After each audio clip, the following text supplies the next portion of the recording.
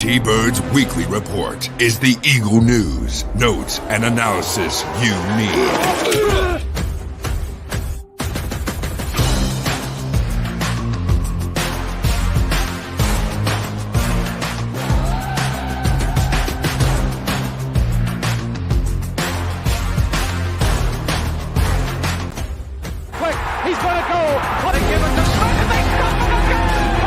Go back. He looks, fires for the end zone. Intercepted. The 20, the 10, the 5. Touchdown. Matt Ware. Midfield. He's going to go. Deshaun Jackson. He steps up his head and falls forward. And he fumbles the football, and the Eagles have it. It's gone. And the Eagles win. It's all birds. All the time. And welcome to another edition of the AATBirds Weekly Report. I myself, Johnny Ulecka, is joined as always by Chip at Chip for the Birds. And we have a special guest, Jeff Warren, joining us. I don't know if this is the second or third time. It's been on a few times. A few times, yeah. So, we absolutely love having you on, talking some Eagles. You do everything with your podcast, and I want to give you some time a little bit later before we head out. I want you do what you're doing, make sure that everyone can follow you, where they can find you, what you're up to, what you have planned. I want to get you in on that. But hey, Eagles have started training camp. It has begun. Finally. Thank God. Thank God. Yeah, first and foremost, thanks for having me. Very much appreciate it. You guys continue to do really good stuff, even during the course of the off season, where when there's no draft, when there's no free agency, it can be rough. We're creating content out here for folks who enjoy our podcast platforms, right? It's sometimes be a little difficult here and there, coming up with the agendas and figuring out what you're going to talk about. You guys do a great job with it, and I love being here with you. No, thanks. I appreciate it. And I know Chip's about done with the top 100 Eagles that I've put because he doesn't like it. Donnie, it's so I'm it's Hey, I will tell you this though. I've had a few people message me and stuff like that saying how they absolutely love the page and everything they're doing because of that, and learning history, because there's certain guys they haven't really heard of, so they did some research and looking up. So there is good in it. But now we can talk about Eagles training camp and Eagles football. Actually guys on the field. Yes, guys on the field. Thank God. Thank God. So, of course, Eagles started training camp here. We actually have some content to talk about, actually have some things to talk about. The first thing I want to bring up, and Chip and I talked about this, I think it was 2 weeks ago, about the media and Jalen Hurts and how everybody's trying to tear down Jalen Hurts for everything he said and, what he didn't say, how he didn't back up the head coach and everything that with those aspects. But the one thing that I want to bring up to start here is about Jalen Hurts. And he was started to ask the question about, I guess, the relationship, and he stopped the reporter right away and just went into it.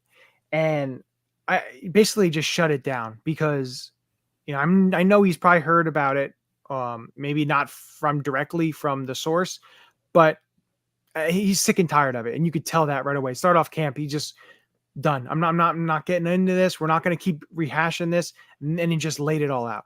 Jeff, what do you think in terms of him doing that? What kind of a message you think, one, that sent to the media, and two, what did it send to like his teammates and the people in the locker room about his leadership? He didn't say it today, but I think as he was shutting it down, like you just said, and for those of us that watched it, what he basically was saying, I think in so many words and in the phrasing that he was using, even within the first 20 seconds, was that you all are making stuff up during the course of this offseason, as you do every single year on Philly Sports Talk Radio. Johnny, Chip, we have been Eagles fans our entire lives. How often does this happen? And I think he was getting to the point where, as many of us who actually who actually follow this team, who create content. And it's not just the content, it's our passion with this team. We can't stand the garbage that comes from Philly Sports Talk Radio and certain individuals within the media during the course of a slow off season just to get clicks, just to get people reading stuff, just to get some listens here and there. I think that's why he was initially kind of shutting it down to say, listen, this is nonsense. This is nonsense. And I think with any single profession, when you have an employee, when you have a boss, whatever the case is, nothing is ever 100% perfect all the time. And I think that was kind of coming through as well with his answer and the discussion that he was essentially having with the reporters there at that moment to say, you know what, we're going to continue to work on things here. And I know I'm like that with my job, my full-time job, and the things that I do in my life. It's never 100% perfect, never 100% perfect, but you learn, you grow, and you continue to get better at what you do as you continue to do it. So I think that's essentially what Jalen Hurts was saying in so many words, and the message he was putting through of let's shut this down, like you said, Johnny. Let's just knock this off here and let's get to football. Yeah, and I think that you make a really interesting point, especially when it comes to the quarterback position in Philadelphia. Yeah. So outside of having McNabb for all the years that we had him, I mean, even McNabb was constantly getting hit by the media left and right for, I mean, you name it. And to be fair, he never won the big game. So we get it. And then, you go through a couple of years of down quarterbacks and there's always a quarterback controversy. And then you go to Carson Wentz and he's the second coming, but then he's injured. And then you bring in Jalen Hurts and, Nick Foles, and should he stick? Like, I think that if Philadelphia fans and sports people aren't talking about a quarterback controversy in Philadelphia, they don't really know what to talk about. A quarterback controversy or a coaching controversy. Right. Those are the two things that have to be the case. And this team, led by Jalen Hurts 2 years ago, was in a Super Bowl. Yes. So I think the only people pushing this narrative are the people who have a narrative to push. I don't think that there's a quarterback problem. I think that Jalen Hurts, financially, he's locked up for quite a while. He's improved every single year he's played. When he was asked to be the entire offensive team, he was not able to do it. So what they do? They got rid of an offensive coordinator who wasn't really ready to be an offensive coordinator, brought in a guy who has had success as an offensive coordinator, gave him some more weapons. And I think that Jalen Hurts, kind of the quiet leader that he always is, is kind of saying, look, I've done everything that my team expects of me, and I'm not letting all this outside noise drive a wedge into what we are going to be. That's a great point. Yeah, and I want to kind of pull it back here, and I want to talk a couple of things with practice and with actually camp beginning, and some notes here when you take a look at what we saw. One, James Bradbury getting second team reps at safety. Pretty big there. You have, of course, some of the starting notes in terms of guys that you saw, like Landon Dickerson didn't play, had something with his toe. We know the Cooper DeJean, hamstring issue, and he's on the NFI list, so he's out for a couple weeks here. So we know of that. We know Sidney Brown's on the PUP list, the physically unable to perform list, as he comes back from the torn ACL that he suffered in the Giants game last year. But some starting notes, you had Tyler Steen at right guard. With Landon out, you had Mekhi Becton at left guard. He did throw up a handful of times, as I saw. That wasn't even that hot today. Well, he's a big boy, so listen, he's got to work it up, and he kept that. Okay. Linebacker was Zach Bond and Devin White. We're going to get into some of the camp battles a little bit later in the show. It's going to bring up a lot of what I'm talking about here because, that's what camp's all about is the battles and who gets the positions. And Isaiah Rodgers at corner opposite Darius Slay. He got the first nod and first knock to be a try there. Avante in the slot, which, he's accustomed to. We've seen him there multiple times. He's just staying healthy is his biggest issue. And Paris Campbell at wide receiver 3. Of course, to me, I think some of the things that we saw that, like Paris Campbell, wide receiver 3, there's really nobody else right now. So he's the guy right now.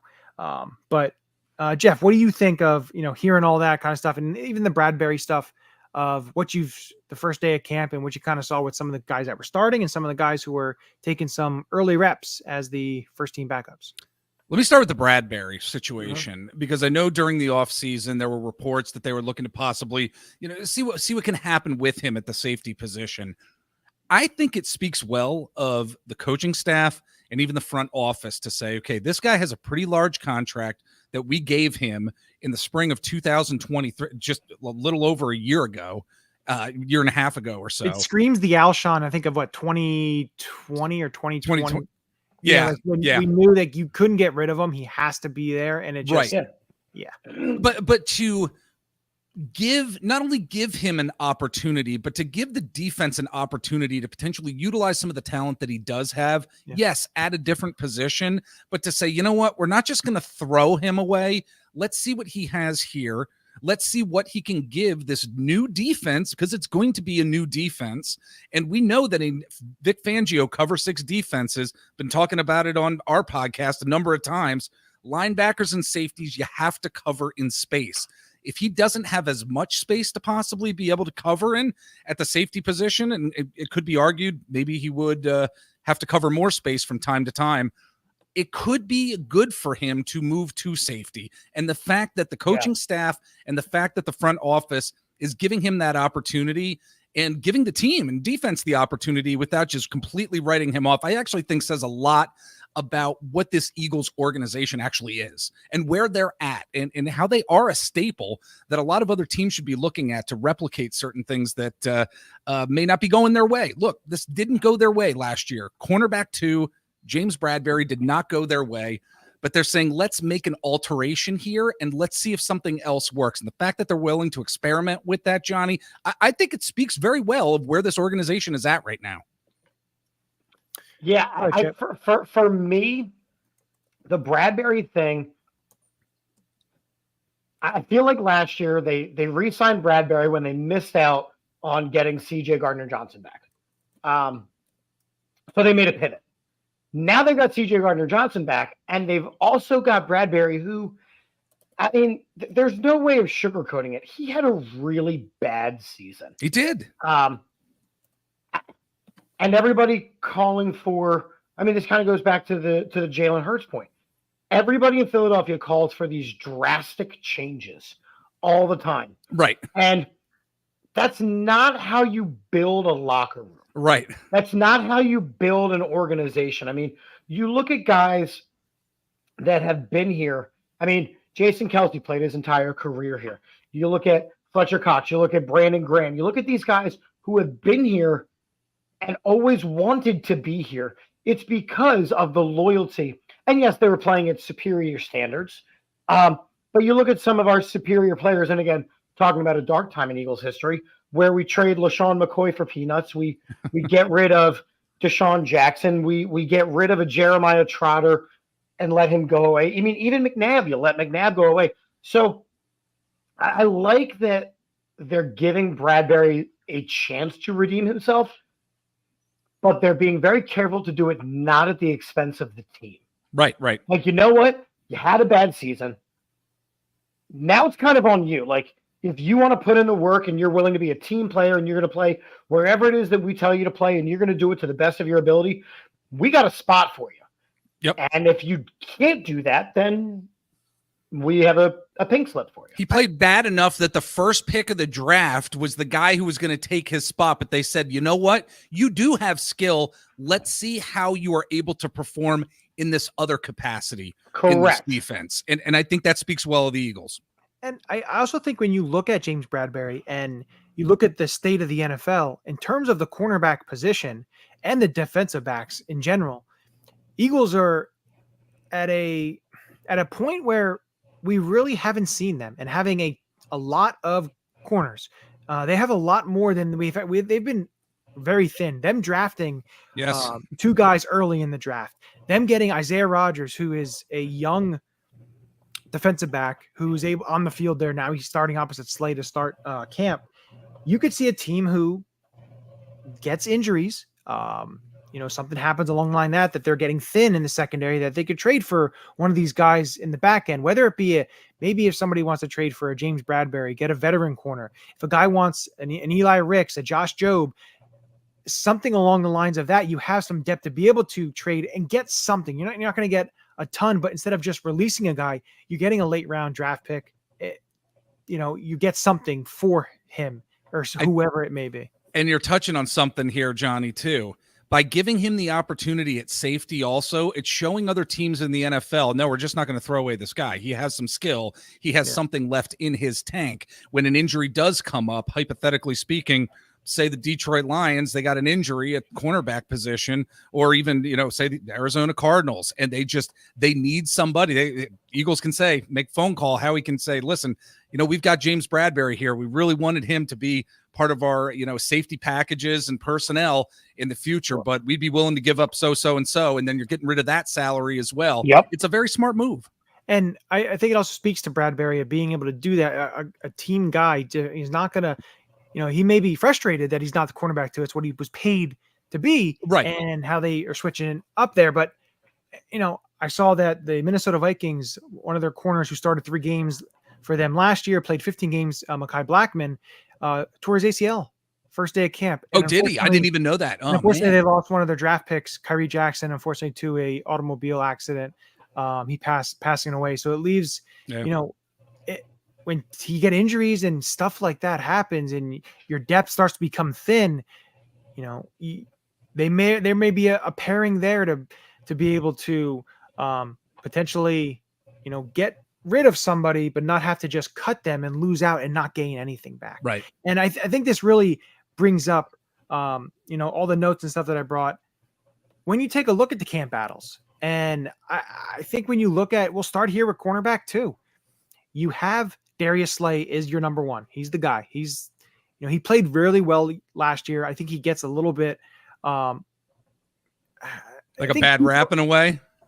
A lot of the way, because, and I think people have to realize the corners we had after Asante left, you get Nnamdi and you think these guys are going to be next, and then you try and go with these, and then they don't draft anyone for the longest time. It's just, and again, I know that I'm leaning on the history here tonight, but we come from an organization that has had some really, really good corners, and we've had them in tandems, right? So we've had Troy Vincent and Bobby Taylor. We've had Sheldon Brown and Lito Shepherd.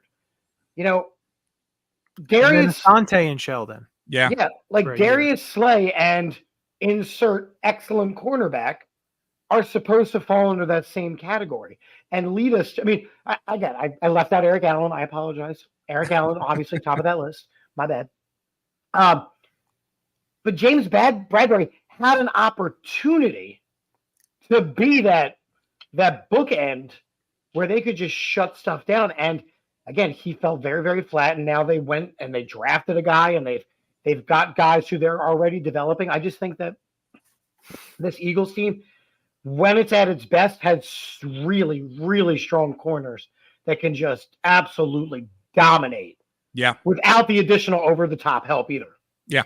So when you look at the cornerback too, you have, of course, Isaiah Rodgers started out there. You have Quinyon Mitchell. You have those two guys there. Of course, James Bradbury's playing at safety. But Kealy Ringo is another guy that you have, a guy that you drafted. Yeah, I know he was in the 4th round last year, the first pick of the 4th round, but he was a very highly regarded and a very young player. I think he's one of the youngest players still on the team, even after he played a season. So you have these 3 guys that are fighting for cornerback 2 position. And I know some of these other guys, like, a Quinyon Mitchell said he'd play anywhere, whether it's slot, whether it's corner 2, whatever it is. But it's going to be a fun battle to watch because, Isaiah Rodgers' size says that he could play slot, but he hasn't really played there. Do they test him out there? What do they do? It's going to be very interesting as camp really goes on and the preseason games go on to see kind of who's getting the most snaps there, what's going on with that. But again, also, I think it's really good to have this type of depth when you look at Isaiah Rodgers, Quinyon Mitchell, and Kealy Ringo, because last year when you have issues and you have to throw in a guy like Josh Jobe, who's basically more of a core special teams type of guy, and you have to throw him into, that Vikings game. He had to go in and, play some snaps in. And, Darius Slay's not young. I believe he's 34. Yeah, he's not a spring chicken. Anything can happen, but the more bodies you have, and if they're quality bodies, I think that it's going to be good to have that kind of a play at the cornerback position. But what do you guys feel like? Like, one, who do you think is going to come out on top with that cornerback 2 position? And, what do you feel of that position? This is a fantastic problem to have. This is the amount of talent there, the amount of potential depth. It is a fantastic problem. I wish we had this problem with the linebacker position, but we don't. That's a story for another time. But I think Isaiah Rodgers ended up getting the cornerback to quote start during camp today because he really is the more, I think, veteran guy out there. They didn't draft Quinyon Mitchell in the first round for nothing. Yeah. They didn't draft him for nothing. And you go back, and I know it's college, but still, he was going up against some really, really amazing talent in Senior college. Bowl. What he did at the Senior Bowl. Yes. Jeff, my point with first round picks, and Johnny's probably heard this 612 times in our years together, is the way I look at draft picks is if you're a first round draft pick, you are expected to contribute in your first year. Yeah. Second round draft picks. Yeah. By the end of your first season. I mean, Quinyon Mitchell should be contributing weekly, probably by week 5 or 6, if he was not overdrafted. I think he's going to be contributing before that, Chip. That's my opinion. I don't believe it's going to be Isaiah Rodgers. I just don't. I don't believe it's going to be Keagy Ringo. I think when week 1 starts down in Brazil, it is going to be Quinyon Mitchell, who is going to be cornerback 2 for sure. And what they do with the rest of the depth, I mean, and I think Vic Fangio he has the opportunity here to really see what skills that he will eventually see what skills Cooper DeJean has. Keagy Ringo as well. Yeah. I don't know if Keagy Ringo would be able to play in the slot, but the mixing and matching within this cover 6 defense is going to be fascinating for sure. But cornerback 2, I think it's got to be Quinyon Mitchell. And I think not just because he was the first round pick of the Philadelphia Eagles this past year, I think it's because he actually does have the skill set. You look at the skill set, I think he is above and beyond where Isaiah Rodgers is right now, and especially Keagy Ringo too. So Quinyon Mitchell, I think he's cornerback 2 heading into week 1 for sure. Yeah, and we can see, hey, possibly next year, depending on what goes on with Darius Slay and everything with his contract, and I know you can get out of it next year. If they like what they see from Quinyon and Kealy, you could see a Keagy Ringo and a Quinyon Mitchell on the outside. Yeah. Darius Slay said today too. He said, I'm not going to be here too much longer. He didn't elaborate on what that means, but he said he's not going to be here too much longer, and wouldn't surprise me if he wasn't going to be playing football next year. And why you need those guys to be able to have a number of those guys to have just in case, which also brings down to this camp out of the slot cornerback. Hold on, because I want to kind of circle back to the Bradbury thing, because we keep mentioning safeties, and now Bradbury is getting looked at safety. But for the first safety time, depth is trash. I'll tell you that right now. It's not very good. And I know the depth is trash, but you've got a couple guys with Blankenship, with CJ Gardner-Johnson, with Cooper DeJean. Is there a spot for a guy like Bradbury to be learning the role? Well, it's a good question. Because think about it, we have a lot of young guys who we are still trying to develop. Great. Bradbury is a very expensive piece to develop at that spot. Yes. Yeah, the thing that helps Bradbury, I believe, at safety is he's a zone corner. And that's what he's strengths. He's not a man-to-man guy. He's not a physical. He's a zone corner, and he will come up, try to make a tackle. I know he struggled last year. But I think for him being a zone type of corner, being able to play safety, I think benefits him a little bit in the aspect of that. And when you're in camp and you're doing it every day, listen, I think they're just waiting for an opportunity where somebody calls them and says, hey, we need corners. We're beaten up here. Let's make a deal, whether it's a veteran for a veteran trade, or something, or a guy that's on the last year of his rookie deal, whatever it may be. I could see that being the option, but it's tough, and I think there is definitely an avenue where a veteran safety is added sooner rather than later. You're seeing a lot of teams adding some veteran safeties in. Did I hear something that Anthony Harris is working out with the team? No, he's on the staff. He's Got like, it. Okay. he's like, yeah, no. I've Boy, been in thank and out God. all day. I've been in and out of them. Like, this dude has been out of football for a couple of years now. And I heard somebody mention Anthony Harris, and I went, there is no way they are bringing this guy back. Period. And I liked Anthony Harris. I thought he was a great filler. He's basically like a student teacher, that kind of a role. Yeah. Why you got to make fun of student teachers? Oh. What? I've had like 12 of them in the last 4 years. Why you got to make fun of student teachers? I would like to know how many of them actually are teachers, or how many went somewhere else. A couple. Some of them are not for sure, but that wasn't because of me. All right. Well, look, really quick too. I know you got some other topics, but really quick with the James Bradbury situation and or acquiring another safety, whether it's a depth piece or not. Philadelphia Eagles, they have 9 draft picks next year. They have 2 in the 3rd round. We know that Howie Roseman loves dealing those draft picks every now and again, whether it's right before the trade deadline. We've seen it time and time again during training camp when trades would be made. It wouldn't surprise me if one of those 9 draft picks is dealt away to bring in some safety help for sure. And the funny thing too is they added all those draft picks basically, during the draft, just trading back and adding those picks because it may not have been. It's just my feeling on it was I think that they were expecting to possibly lose a late round pick for the Saquon stuff. Yeah. And they ended up not losing any picks, which is great on our part because it gives you 9 picks. You have the ammo to be able to use a pick to be able to trade and get a player or whatever it may be, to get a veteran or what that is. But it's going to be interesting to see what they do because they always do that. You always see a trade coming in. And just look a couple of years ago before they went to the Super Bowl, they made a trade late in training camp for CJ Gardner-Johnson. Yeah. So, they're always open. Their ears are always open. So we'll see what that is. I'm going to go to this camp battle because when you're talking about trades, I did see something from USA Today talking about a potential fit with the Eagles, and that is Alan Lazard of the Jets in terms of a trade for a veteran who may be on the outside when it comes to the Jets because of their position. They're a little deep there. Now, also the Houston Texans are a little deep in terms of wide receiver. So I definitely see, like, if Paris Campbell makes the roster, that's great.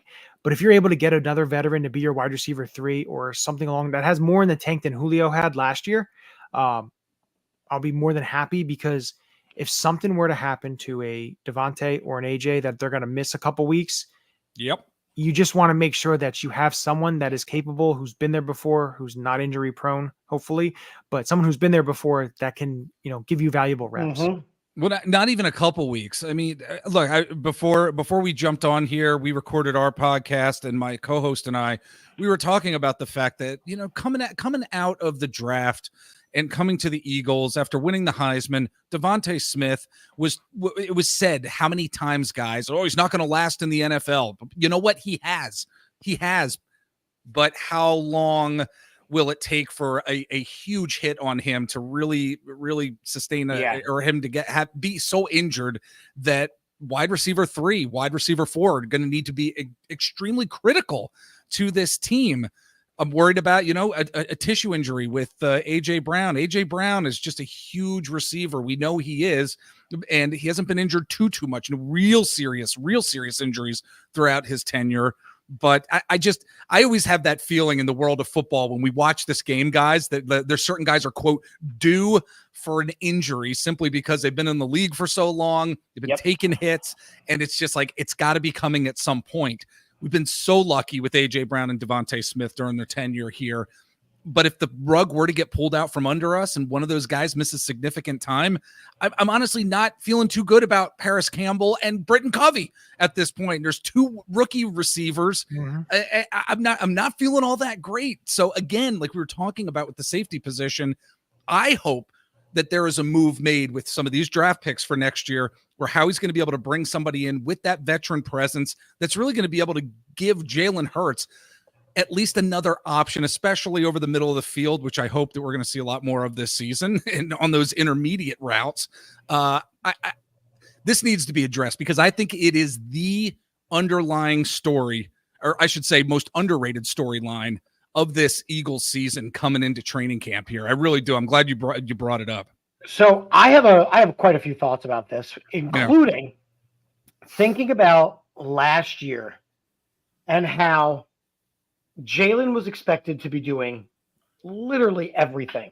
Yes. And I called this pretty early in the season where he was a solid like 90% of our offense consistently, where he was either running or passing every single play. And by the end of the season, I mean, you saw him starting to peter out. I mean, to me, that's what it was. It was just an overusing of Jalen.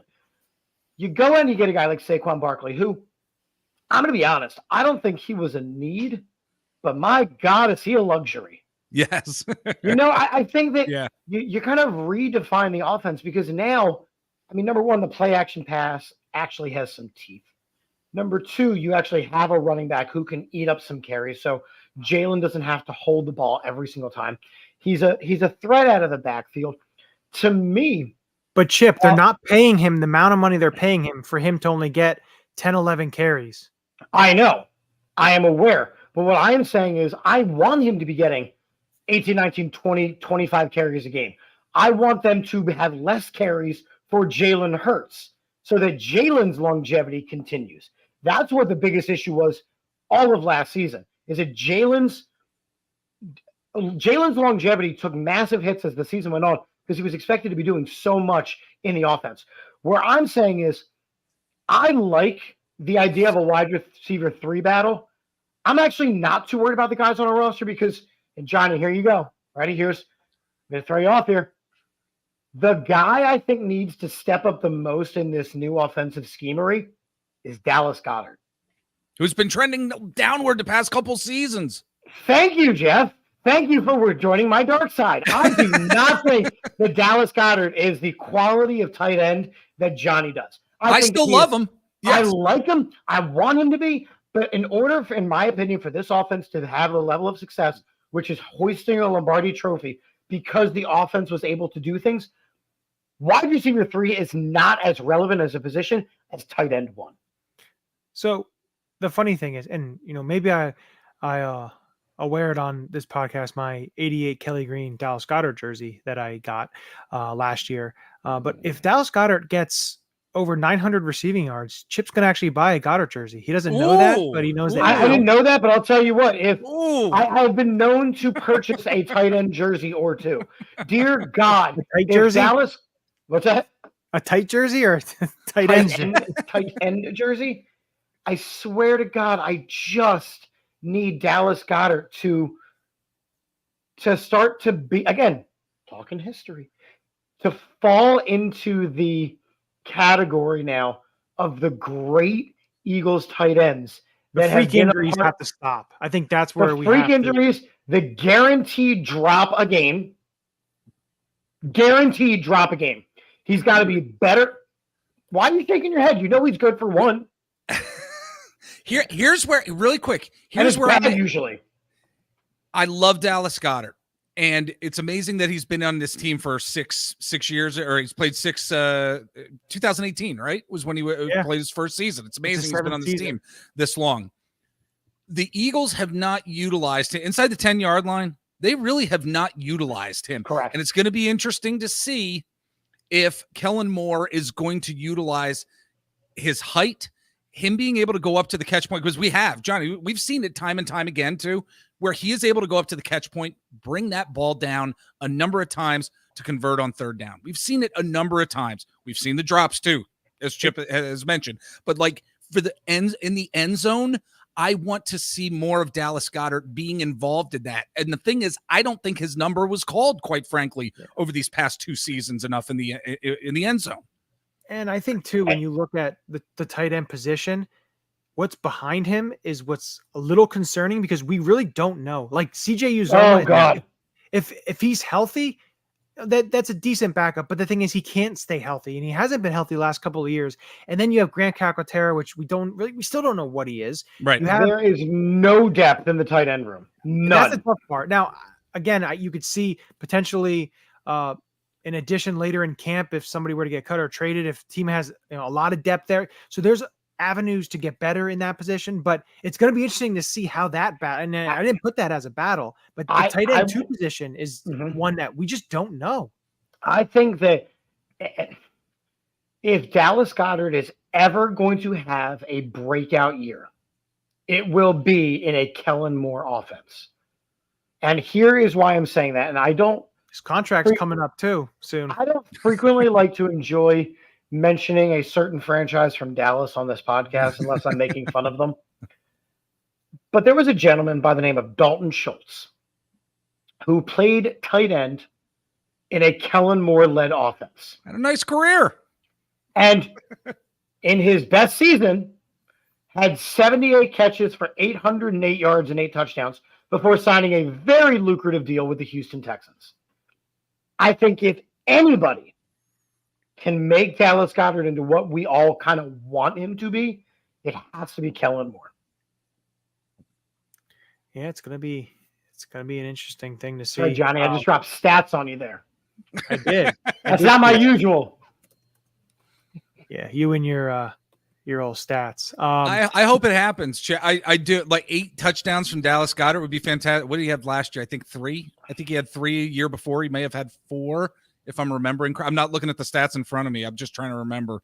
But it's right around there. And the yards have dropped off. Of course, the freak injuries where he's missing, 4 or 5 games a season now. It's getting a little concerning. Last season, 3 touchdowns. The season before that, 3 touchdowns. Okay. 55 and 59 catches in the last 2 years. 2 years ago, it was for 702 yards. Last year was for 592. So a drop-off, for sure. Yep. Yeah, it definitely a drop-off. Which then I want to lightly touch on the slot corner. We talked about the corner with the cornerback too. But the slot corner is going to be interesting when you have Tyler Hall, who came from Vegas, who a lot of people talking about him and, a young corner. You have Avonte, of course, is, he's been here same as this is his 7th year, same as Goddard. Yeah. But, you have those 2 guys. And I know Cooper DeJean is kind of fits in there. We'll see how he progresses with his hamstring injury, but the slot corner position is going to be interesting. It's going to be very interesting the way this secondary lines up because there are so many players. You're not going to be able to sneak some of these guys on the practice squad. Yeah. Some of these guys are going to get claimed. No, you're going to lose some of these guys for sure. So the thing about it is, let's see what happens with that. But the slot corner position is very interesting because I really want to see Tyler Hall. I talked to my one buddy who's a big Raiders fan, and when they signed him, said you're going to really like him as a player. He goes, I think he was super underrated as a Raider. He wanted them to re-sign him. He's played for a couple of franchises, but he really started to come out with the Raiders and Eagles. This could be a Howie signing that turns out to be one of those you look and be like, yeah, that was a great signing. They got him with the price they got him, under the radar, and he's able to give you valuable time in the secondary. I look at the slot cornerback position here as though Avonte Maddox could be the odd guy out, and simply because of his age. And really, this is a hot take. I don't even mean it to be a hot take because I'm terrible with hot I am so terrible with hot takes. I honestly don't even mean for it to be a hot take. I can see why they would keep him because of his experience, because of his knowledge of the team's relationship with other guys in the locker room. But this is a cornerback room in general where the Eagles want to get younger there. They just want to get younger. They want to see who, we were talking about it earlier, they want to see who the next generation is going to be. They are hoping that, of course, Quinyon Mitchell is going to be that cornerback 1 for the foreseeable future. Is it going to be Isaiah Rodgers or Keely Ringo, who's going to be cornerback 2? What about the slot cornerback position here? Is it going to be Cooper DeJean? Is it going to be another player? They want to get younger. They've invested so much into getting younger. That makes me believe that Avonte Maddox could actually be out the door here once cuts start happening. Now they could cut him, and he only had interest from the Saints. Potentially as a veteran, they could try and slip him on the practice squad. Somebody will pick him up because though. if you cut a veteran and then you get in the practice squad, his salary is not guaranteed. They like to play that too with some veterans as well. But you could potentially get him on the practice squad, and in case you need him, be able to do that if you like a player that's played better, like a Tyler Hall or whoever it may be in the slot position. Because also Zach McPherson's still there too. He was supposed to be number 2 last year before he got the Achilles injury. So again, there's a lot of players here. Zach not bad on special teams as we know, but I don't know when he's got to play cornerback, it's rough. I think with the Avonte Maddox, Jeff, going back to what you were saying, I look at how up to this point this organization has valued him. Yeah. And they have paid him to be the nickel corner. They re-upped him to be the nickel corner. They trust him to be the nickel corner. They tried him on the outside. They realized that is not where he needs to be. So I would think, again, hearing everything that you said about them needing to get younger and I would think that he would need to be either an epic meltdown due to him being injured and being slightly older or whatever, or there be a guy that is so far surpassed him to even get into any of these conversations. I don't see at this point with a team with Super Bowl aspirations, a guy that they trust to hold down that specific position, which is, as we all know, a very important position in today's NFL. Right. I don't see them kind of letting him go for nothing. It depends on how many cornerbacks I think are going to be kept on this roster. Yeah. If it's 7 cornerbacks, there's a possibility he may be gone. If there's 8, I think he stays. I do. It's a lot of corners, guys. It is a lot of corners that they have so many. We're talking about the depth here, and it's incredible what they've done in this offseason. I mean, in reality, there's only 4 corners. Like that's a square right there. Like, so the fact that you're talking about 2 full squares. Well, you're talking about tons of depth. Let's go to one that has no depth, and we go to the inside linebacker position. Oh God! So of course, you have Zach Bond and you have Devin White and Ben Van Sumeren and Oren Burks, and Jeremiah Trotter Jr. and there you go, Nakobe Dean. Time for him to step up. Nakobe Dean. That's one that is going to be interesting. There's your camp battle of the Nakobe Dean and Zach Bond. For me, like looking at Zach Bond and when Vic kind of talked a little bit about him and what he does and, inside, outside plays, he could play a number of things, special teams. It gave me a lot of what Vic did last year when with the Miami Dolphins, they had injuries, of course, on defense. And he took a guy in Andrew Van Ginkel who played mostly inside backer and he moved him outside because he saw the traits in him, which then parlayed that into him getting a contract with the Minnesota Vikings. So this could be where, Zach Bond mostly played outside linebacker for the Wisconsin Badgers in college. Yeah. And, going to the New Orleans, he didn't play many defensive snaps, played mostly on special teams. He's a very good special teams player, but Eagles have had him in the inside backer position next to Devin White, basically all the mini camp and then to start training camp. I think right now he's the favorite. We'll see how that parlays with Nakobe coming back from his foot injury and seeing if he can get some run on the inside there. But that's going to be a very interesting battle to see what happens there between those two guys and who, takes the defense better, who looks better, and who's able to, win that job. Because I think Devin White is the starter on the one side. I think he's locked into as well. He should be, by the way. So, but in my opinion, as well he should be. You're talking to a guy with legitimate NFL experience and playing at a decently high level. Like, I'm okay with Devin White being the starter. I look at the rest of the depth of this team in the linebacker room. I mean, you have 2 rookies who, if Jeremiah Trotter Jr. can contribute, that'd be swell. But we had that conversation. Like, he's kind of just like a nice piece to have. But, like, there is nobody else. Like, Nakobe Dean has to step up this season.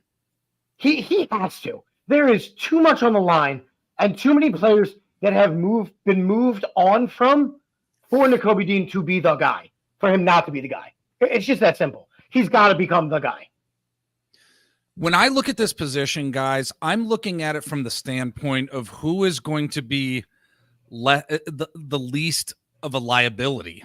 in the middle of the field. I'm actually not looking at it as who is going to be the strength of the middle of this field here. Yeah. And there is time and time again, we see it game after game. Dak Prescott has done this plenty of times to the Eagles. Daniel Jones over the years has actually done this where the middle of the field just opens up and the quarterback is able to run because the pass play breaks down and the linebacker either just whiffs on the tackle and then the quarterback gets the first down, or the linebacker's just nowhere to be found and it's a 20-yard pickup by the quarterback. I want somebody who is going to be out there that's not going to be a liability in specific situations like that, specifically on third down.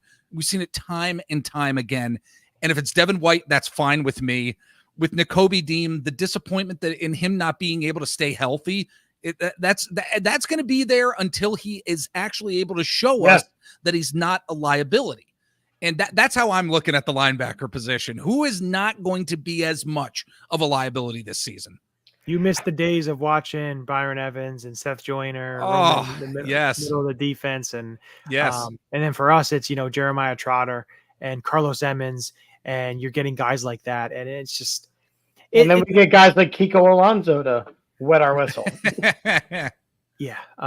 Mark Simoneau. Guys Mark like that. Simoneau.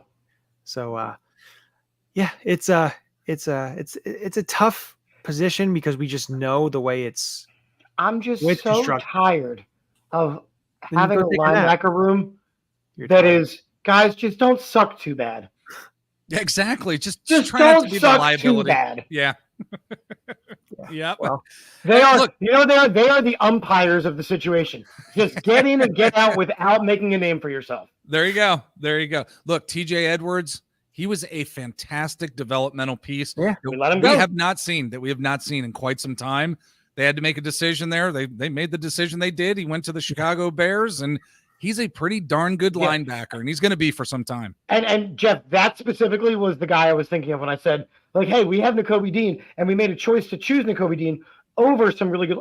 Right. TJ Edwards is a really good linebacker, and you were starting to see it. And for us to go, you know what, Nakobe Dean's going to be better, and then not have Nakobe Dean, it's been frustrating. Yep. They've done it in years past. A guy like Jordan Hicks, they didn't want to pay him the money that Arizona. Jordan Hicks is another example because of the injury issues. He's been pretty healthy in his years since he left the Eagles, and he was a very solid linebacker. I'm not saying he's a great guy, great linebacker, but he was very solid, a solid player. And over the years, they've had some decent linebackers and solid guys. Like I loved watching Nigel Bradham. I was going to just mention Nigel Bradham. Yep. A technical, sound football player. He wasn't super flashy, but he got the job done. Michael Kendricks, he had that speed. He, time and time again, he wasn't the best. His brother Eric was a little bit better of a player than he was, but he still was a solid player. Watch guys like Nate Gary and, all that. Nate Gary, yes. Was just very frustrating to watch, and the way that they attack that position. And Alex Singleton, who, he's been playing decent. I like Singleton in the special teams player. He's going to get 1,000 tackles. So, it's the reason why our defense gets absolutely carved by tight ends over and over again, because they have no ability to stop anything that happens in the middle of the field. And it's got to be addressed, because when you're going against these elite powerhouse teams, I'm sorry, if your goal is to be a Super Bowl champion, you need to have a team that's built to withstand the Chiefs. Nobody on this roster right now on July 24th is stopping Travis Kelce. In order to get to the Chiefs, you have to be able to get through the 49ers. Nobody on this roster right now is stopping Debo, Ayuk, and George Kittle, along with Christian McCaffrey. I don't care who their quarterback is. Money's stopping Ayuk and Trent Williams and stuff, so there's other outside factors. I said July 24th. I know. Obviously, that game would happen in, January and February. But my point is that these guys, if you want to get to where we all expect this team to get to, the linebacker room has to develop, and has to develop fast. It does. It does. And it really surprises me that it wasn't addressed more so during the offseason. Right. Yes, Devin White, he was a piece they brought in. But In terms of real enhanced talent, it does surprise me. And again, we don't know what the Vic Fangio defense is going to look like with the type of personnel and what skill level they're going to bring to it. But like I said earlier, when we were talking about the safety position, the safeties and linebackers have to cover in space in Vic Fangio's defense. They always have. And I'm so concerned about it when it comes to the linebacker position. Which actually says to me, you know, going back to our 8 corners theory, it says to me that they're going to be, some of these guys might be bulking up and playing a lot of minutes because they're the one, like you could see a front 4 and a back 8. Yeah. Because none of these linebackers are doing what we need them to do right now. Right. And listen, you with camp, if there's, you know, an underachiever, an injury, you know, the Eagles linebacker coach, Bobby King, was the one that coached, I believe, Zach Cunningham, who was with the Eagles last year. He is a veteran. You know, I didn't think he played terrible. He has his limitations, you know, and that's why, you know, certain free agents, one, are still out there because of limitations. Two, some of the guys try to get as much money as possible. But he's a guy that has been here, was here last year. I know he didn't play under Vic, but he played under the linebackers coach in Houston. So that is something keep an eye on. Another guy, now he didn't play for Vic or anything like that, but another guy, linebacker out there, Quan Alexander, a veteran. He's been in the league for a number of years. If these guys start struggling or they just, whatever it may be, don't be surprised the Eagles go the veteran route and, you know, get somebody in here. But I just hope it's not like the situation where you bring in a Shaq Leonard and he looks totally out of place and looks like he is more cooked than a burnt hamburger. It was just not good. And unfortunately, it sucked because I was happy to have, like, I thought he was. I think we were all excited. Yeah, we were all pretty, especially taking him away from Dallas, which maybe we could have hoped Dallas got him after we saw how he played. But it was tough. But this brings us to the last camp battle, and that's the right guard position. Now, of course, the offensive line, we know the center position, Jason Kelsey, is no longer there. So Cam Jurgens slides into there, goes from the right guard position to the center position. The Eagles did add some offensive linemen in the offseason. Mekhi Becton, who is in the camp battle for this right guard position with Tyler Steen. And it's gonna be interesting because Becton can play both swing tackles. He's still young. He's a massive human being. You know, he has the opportunity here to earn himself a contract extension. If he plays so well, potentially he can earn himself as the successor to Lane Johnson, depending on how many years Lane has. I was going to say. You know, Mekhi's still young, so that's going to be interesting. Now, of course, Tyler Steen was their third round draft pick last year. You want him to take that step. But, you know, we'll see what happens there. It's going to be interesting. Your eyes are going to be focused on these guys, who gets the most reps, what happens there. It's going to be interesting, and because, listen, we want this offensive line to be somewhat of what it's been. You don't want to take a drastic step back. I know it has to be what it's been. Like, losing Jason Kelsey is a big loss, and we all know that. I'm not sure we understand the scope of it yet, but it has no choice. You're protecting, and you have so many offensive weapons that the offensive line can't be the weakness of the offense. It just can't be. Yeah. I wonder what AJ Brown meant today when he said, it's like, they asked about not having Jason Kelsey out there, and he said, I honestly, he's like, I didn't even realize it the way things were going. I didn't even realize it. Now, what does that say about Cam Jurgens? Not sure yet at this point, but I think we have to look at who this Eagles team, organization, and these offensive linemen have in Jeff Stoutland. We're able to take a guy who played rugby in another country, made him into an exceptional left tackle. Yep. And the fact that Tyler Steen has been able to learn in this past year from Jeff Stoutland as well. Mekhi Becton having some pukies today didn't look too good for him. Don't necessarily think that's going to happen every single practice. Let's hope not. But I would have to say the edge does go to Tyler Steen, simply because he's been around Jeff Stoutland a little bit more. Jeff Stoutland's had the opportunity to mold him, And I think if I had to make a prediction today, I'd say that Tyler Steen's going to probably be that right guard of the future. And being next to Lane Johnson, look, we know Lane Johnson had Brooks. He's had a number of guys over the years that he's been able to find that chemistry with, because he is such a special player, that whoever the right guard is going to be, I think is going to be okay. It's a concern for sure. It's a concern for sure. I'm not trying to slough this off at all by any stretch, but I believe in Lane Johnson's leadership because of the right guard position and how much turnover we've seen over the years there. I mean, how he taught Isaac Seumalo so much over the years. And I think that I don't know. I think that the line is actually going to be good. Are they going to be top 2 or 3 like Pro Football Focus has them at this point? I don't know about that, but I have faith in Jeff Stoutland because he's such an incredible coach, and the players love him and want to do everything they can for him. I mean, if I was an NFL player and I was an offensive lineman and I was a free agent, I would absolutely jump at the chance to play under Jeff Stoutland, because no ifs, ands, or buts, he is the best offensive line coach, maybe the best assistant coach in all of football. I mean, what he gets out of these guys is absurd. So I agree that Tyler Steen will probably be the right guard, and I'm fine with that. I also like the idea of taking a former first-round pick in Mekhi Becton and putting him under a guy like Jeff Stoutland and developing to be the right tackle of the future, but cross-training him at right guard and right tackle, because we know that when our offensive line is the strongest, it's when we have players who are cross-trained at multiple positions. So Juergens, has played guard and now center. You had Driscoll, who played tackle and guard. I mean, these are guys who have had success. And worse comes to worse, Holly Pulivali Vaitai is still a free agent, guys. Yes. Bring him back. Let's get it done. Get some depth. So you bring that up. I want to pose this question before we wrap everything up. And it's this. If Miles Sanders, Isaac Seumalo possibly get cut, and Vaitai still out there, which of those 3 former Eagles would you want back and why? Ooh, very good.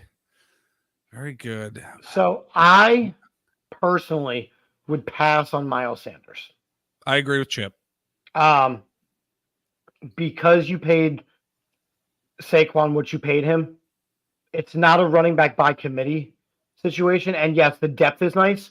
So there would have to be a different move so Miles Sanders gets cut and Saquon is hurt in order for us to bring Miles Sanders back. Out of the other 2, I would probably bring back Seumalo just because the more recency with the team.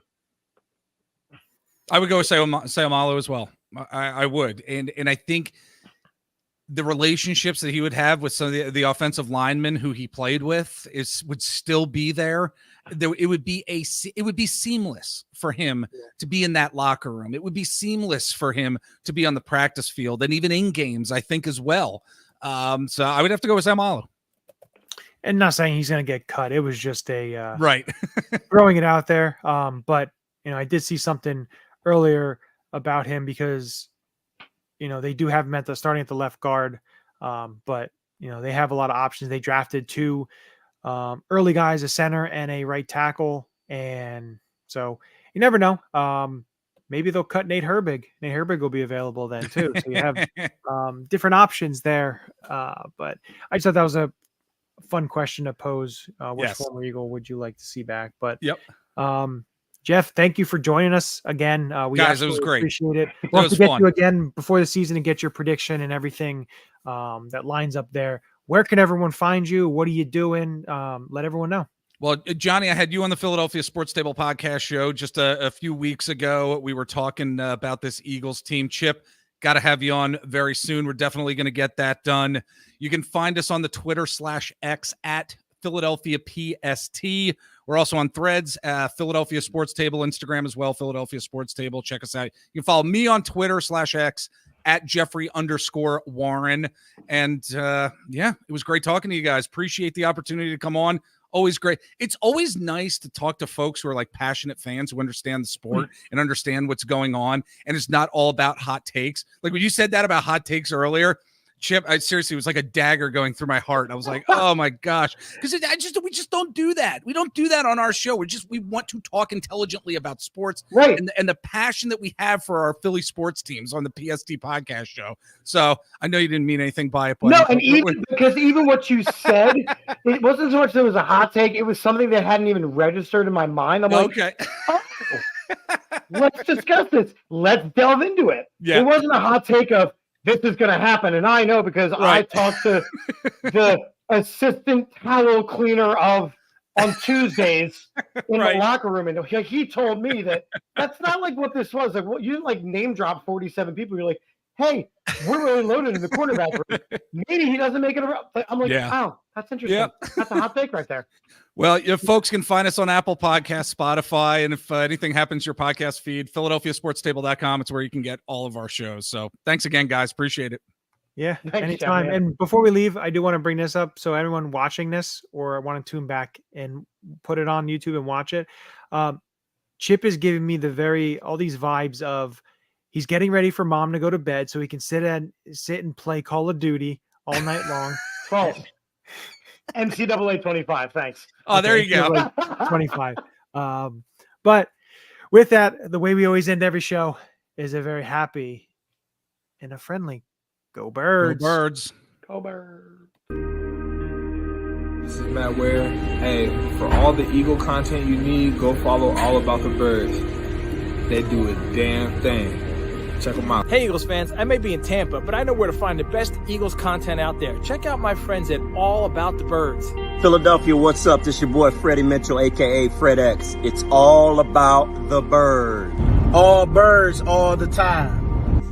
All birds all the time. All About the Birds provides you with weekly analysis, game recaps, informative interviews, and it's all birds all the time.